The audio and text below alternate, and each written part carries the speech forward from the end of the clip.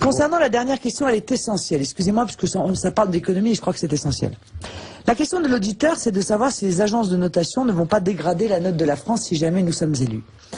Mais nous sortirons de ce système. Je ne sais pas si c'est un homme ou une femme d'ailleurs qui a posé la question. Nous sortirons. C'est un homme. Mais alors, monsieur, nous sortirons de ce système. Qui habite dans le Morbihan.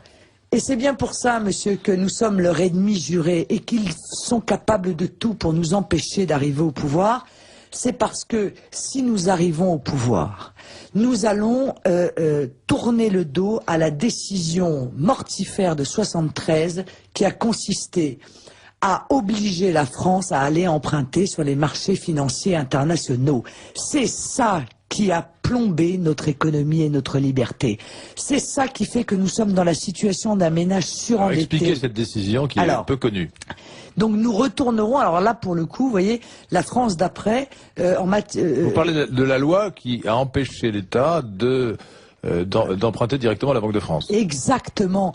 Et on empruntait sans intérêt. Et là, on nous a forcés, ils nous ont forcés à aller emprunter sur les marchés financiers. On a d'ailleurs gavé ces marchés financiers d'argent, de fait. Et nous sommes dans la situation d'un ménage surendetté. Plus nous empruntons, plus nous sommes endettés.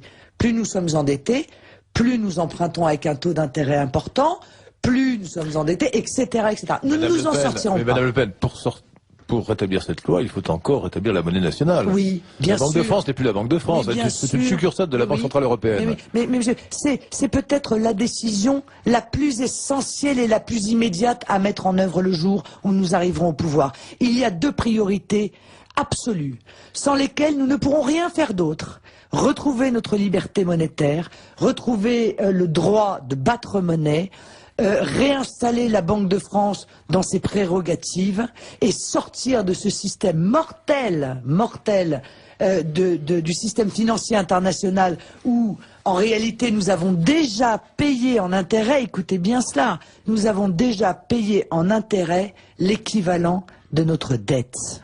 Voilà, bon. Et la deuxième... 600 milliards d'euros. Et la deuxième mission essentielle, décision essentielle, c'est de retrouver la maîtrise de nos frontières.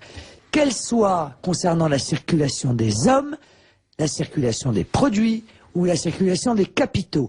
Sans ces deux mesures-là, retrouver la maîtrise de nos frontières, retrouver la maîtrise de notre monnaie, toutes les promesses sont illusoires. Voilà, parce que nous n'aurons pas les moyens de les mettre en œuvre.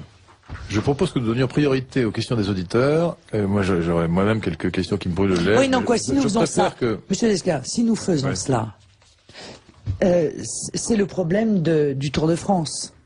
C'est qu'en réalité, si nous retrouvons notre... Le Tour de France, c'est de dopage. Ah mais non, si nous retrouvons notre liberté, eh bien tout le monde, après nous, retrouvera sa liberté. Et c'est bien ce que craignent les tenants de cet ordre mondial. C'est bien ce que craignent les tenants de ce système monétaire international. C'est que si un seul pays retrouve sa liberté et démontre par là que nous sommes capables de recréer la prospérité, eh bien il en sera fini des 1% de cette hyperclasse qui vit tellement bien de la mondialisation au détriment des 99%. Les tenants du nouvel ordre mondial dont vous parlez, n'est-ce pas la superclasse mondiale dont parlait Huntington C'est ça, c'est l'hyperclasse. C'est l'hyperclasse, c'est les grandes banques qui d'ailleurs se portent très bien, qui ont enregistré un mois de septembre qui est le meilleur depuis, je crois, 1939.